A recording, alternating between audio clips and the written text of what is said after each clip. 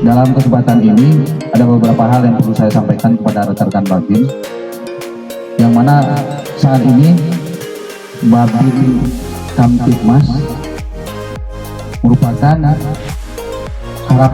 harapan pimpinan kita, baik Kapolri maupun Bapak Kapolda Aceh.